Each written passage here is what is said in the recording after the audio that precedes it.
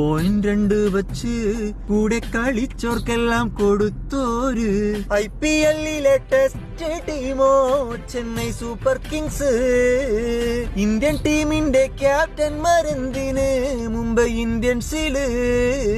കലി തുള്ളിയ കാവ്യതൻ കയ്യിൽ കമ്മിൻസിന്റെ ഹെഡ്. സഞ്ജു ചേട്ടന്റെ പാട്ടുകൾ കേട്ട് ആർച്ചറെ ഉറങ്ങ്.